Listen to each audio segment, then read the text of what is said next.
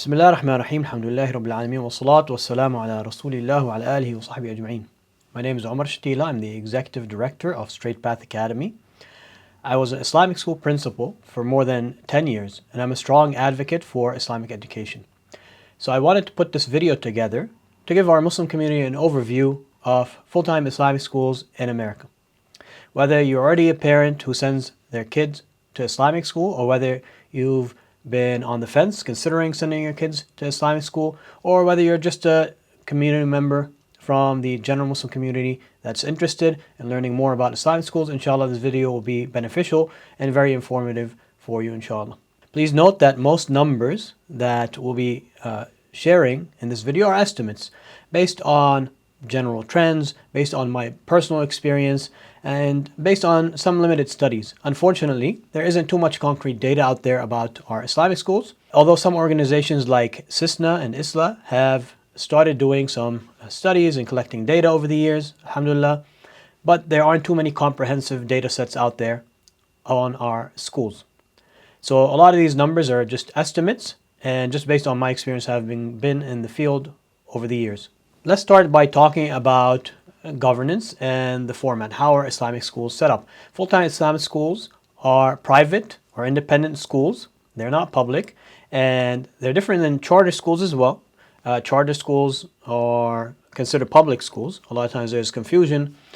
Charter schools are not private schools. They're public schools that are independently run, but they're public schools for all practical purposes.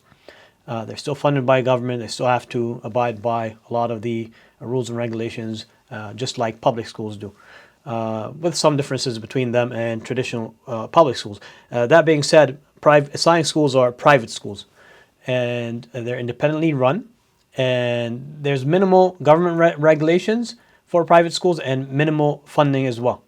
So they're self-funded. Islamic schools are self-funded through the tuition that the parents pay mostly, and some donations and some minimal government funding or grants.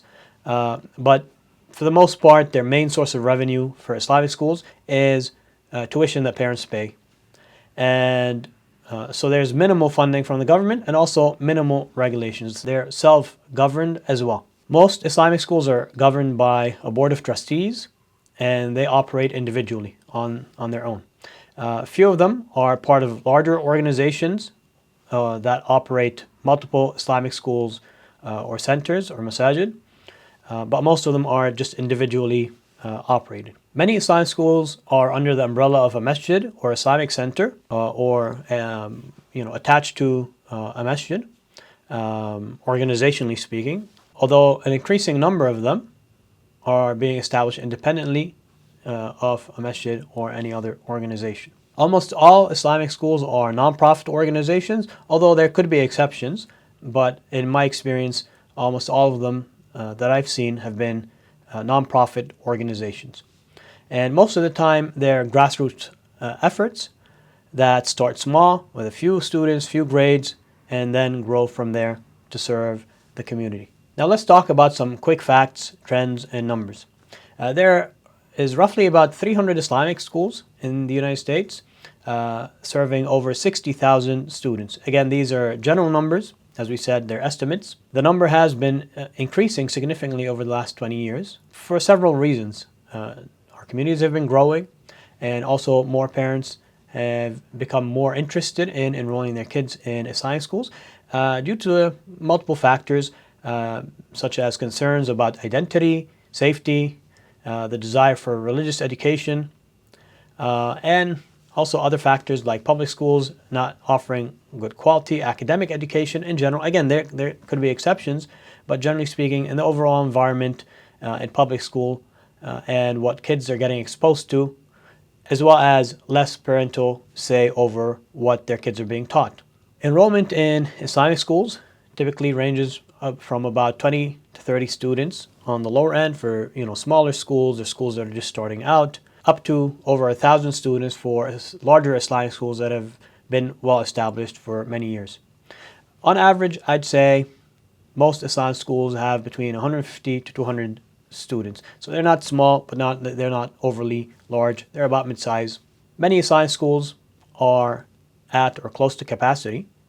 and that is why some are expanding their facilities to accommodate more students, and that's why a lot more new schools are opening up. Now, an interesting trend, while the percentage of students who attend private schools have, in general, has been declining over the years, over the past few decades, Islamic schools have been the exception. Islamic schools have had a counter trend with increasing enrollment over the last few decades. Alhamdulillah, our communities have been growing, and as we said, more parents are opting for Islamic education. The source of funding, as we said, for Islamic schools is mostly the tuition that the parents pay, along with some donations from the general community. The tuition that is paid by parents, it ranges between $4,000 to $12,000 per student per year. Again, there's some Islamic schools that have a lower tuition than that, some that have a higher tuition than that, but the vast majority of Islamic schools fall within that range. We can even say between $5,000 to $8,000 per year per student. Of course, most parents pay that, on a monthly basis. They make monthly payments. They don't pay the full tuition for the year altogether. But that's the yearly tuition. The range for most Islamic schools between $5,000 to $8,000 per year per student. Of course, a lot of Islamic schools also offer siblings discount. If a parent is enrolling more than one child, they get a discount for any additional siblings that they're enrolling.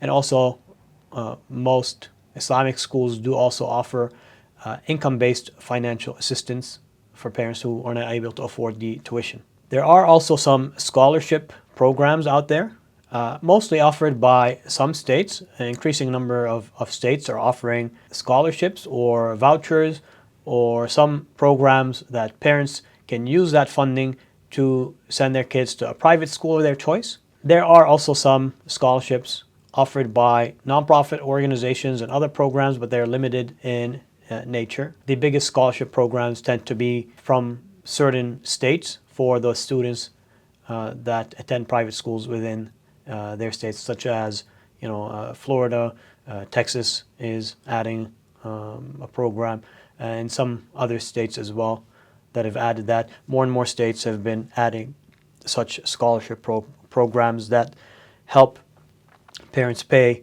part or all of the tuition at any private school of their choice. When it comes to accreditation, roughly, I'd say about 30 to 40% of Islamic schools are accredited with a national or regional accrediting organization or accrediting body, although that number has been increasing over the years as more and more of our Islamic schools go through the process of accreditation and get accredited. Keep in mind that just because a school isn't accredited doesn't mean it's a bad school, but being accredited does show that the school has gone through the process of accreditation and is meeting certain standards to be accredited. And we can, talk more about accreditation, inshallah, in another video in more details. Let's talk about the school program and environment at a typical Islamic school. The program is usually aligned with the state standards and offers all core subjects like math, science, English, social studies. In addition to that, Islamic schools usually offer classes for Quran, Arabic, Islamic studies, and some also offer other classes like PE, art, computer classes, etc. Students typically attend morning assembly in the mornings, and they recite Quran, they say du'as, they learn a bit about Islam, and then they attend their classes throughout the day. And usually students also attend prayer at school. They pray in Jama'ah, at least for Dhuhr prayer most of the time. Sometimes also, Asr, when the day becomes shorter, then they pray multiple prayers at school. And also other events throughout the year, like Quran competition and Arabic spelling bee, English spelling bee, science fair, etc. Most Islamic schools, if not all, have a dress code and require their students to wear a specific uniform. The quality of education varies a lot between different Islamic schools, but most Islamic schools offer a better quality academics than the average public school. Of course, there are exceptions, but generally speaking, the quality of the academic programs at most Islamic schools is on par or better than the average public school. The vast majority of Islamic schools unfortunately tend to have an image within their own community, within their own local Muslim community, that is worse than the actual quality of their program is in reality. That's probably due to multiple factors, but I would say, community involvement is high in Islamic schools. So all community members, or most community members, typically know about all the challenges and all the problems that are going on within a school, even though there might be typical or normal challenges. But when it comes to a public school, when a parent drops their child off, they don't typically, even if they're involved with their child, but they don't typically know what's going on behind the scenes with the school itself. They don't know about the challenges, the problems. So typically they're more aware of the challenges that go on in an Islamic school, and because of that, they have a negative perception of the school, even though a lot of these things are normal. For example, sometimes, let's say an animal, a bat was flying in, or a raccoon, made it into the school or something. If that happens at an Islamic school, the whole community will be talking about it for a week. This happens in a public school, maybe some parents might hear about it, but most of the time it's not something that gets discussed. Financial struggles. When it comes to Islamic schools, they're trying to fundraise, the whole community will know about the financial difficulties, or they have an open position, they're advertising to the community, the whole community knows about it. In public schools, not as much. Parents, even if they're involved in their child's education, they don't know as much about these things that are happening behind the scene most of the time. And other factors that impact the negative perception that most people have within our own communities of Islamic schools is the limited facilities, right? They look at the Islamic school, it could be an old building or a small building or classrooms that are have limited resources, and then you look at, let's say, a public school with brand new building, or a lot of resource, a huge playground, a huge sports fields, things like that, and they assume because of these facilities, then one is better than the other. In reality, the quality of the academic program is very slightly impacted by the actual facilities. I've seen Islamic schools with very nice facilities, huge building, huge gym, marble bathrooms, but the quality of the academic program was just average. And they had a lot of other challenges, other problems behind the scenes. And I've seen some Islamic schools that are operating from an old building or a small building or small class, or even from within the masjid or in trailers, and they have a very good academic program. So assumptions about the school program, because of superficial things, also contribute to why some people in our communities have a negative perception or a negative image of Islamic schools, worse than the reality is. And I've seen this across, whether it's an Islamic school is actually bad, has a bad program. In reality, a lot of people in the community have a worse perception of what that program is like, or whether an Islamic school is actually good, has a good academic program. People have a worse perception of that program it actually is in reality. And there are other factors as well. Again, we won't go into them too much, but my advice is, if you're considering Islamic school for your child, I would highly recommend you go visit the Islamic schools in your area and you get a tour. Go talk to the principal, talk to the teachers or the staff, talk to other parents who send their kid to that school, and just get a tour for yourself. See how it is for yourself. Now, when it comes to the general environment within our Islamic schools, while there are cases of bullying and misbehavior, etc., but generally speaking, these are not major problems in our schools, alhamdulillah. And of course, in general, there are always exceptions, but generally speaking, private schools have a lot more leeway compared to public schools in choosing who they accept to enroll, and also even in expelling disruptive students. And so you'll see that while there might be small issues when it comes to behavior or bullying here and there throughout some of our Islamic schools, but in general, they're not major issues. They're not too severe of cases, and they're isolated cases here and there with a limited number of students. Again, this is generally speaking. There might be exceptions out there, but alhamdulillah, the environment is much better in our Islamic schools. In general, staff and students feel safe and comfortable because they belong in their own community and they don't stand out.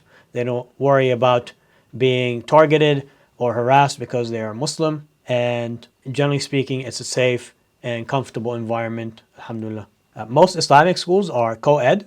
They serve both boys and girls. Although there are a few handful of Islamic schools that are gender-based, boys only or girls only. And some co-ed schools might offer gender segregation at the higher levels, like in middle or high school, although most are co-ed and they have classrooms that has both boys and girls in them, mainly due to, again, limited space, limited resources. Many Islamic schools offer elementary and middle school programs, and some even offer high school programs. Increasingly, over the years, more and more have been adding higher grade levels, offering high school programs as well. You'll see a wide variety among our Islamic schools out there, some that are just elementary, some that are just elementary and middle, and some that are elementary, middle, and high school programs. You see some that have early childhood programs as well. So you'll see a wide range of the programs that different Islamic schools offer. When it comes to teacher demographics, a lot of Islamic schools, of course, have Muslim teachers, but a lot also hire some non-Muslim educators or teachers, and that's mainly due to the shortage in qualified Muslim teachers in our communities, as well as the limited finances and the lower salaries that Islamic schools are able to pay to attract teachers. And because of that, they sometimes have to resort to hiring non-Muslim teachers as well. This is actually one of the main challenges that our Islamic schools face, is finding enough qualified Muslim teachers to fill their positions. Parental involvement at Islamic schools is typically very high, with parents often volunteering, fundraising, or even serving on the school boards. And alhamdulillah, that's one of the good things about enrolling your children in an Islamic school. You feel a lot more comfortable. It's your community, so you get more involved, and your children benefit, and also the school benefits as well from that increased parental involvement. This concludes this video. I hope this gives you a brief overview of Islamic schools, and now you're better informed and you have a better idea about them. If there are any other aspects of Islamic schools that you would like us to cover, or if you have any questions, feel free to submit your questions to us at Straight Path Academy, or post them in the comment section, and I'd be glad to answer them, inshallah. Barakallahu feekum, jazakumullah khaira, wassalamu alaikum wa rahmatullahi wa barakatuh.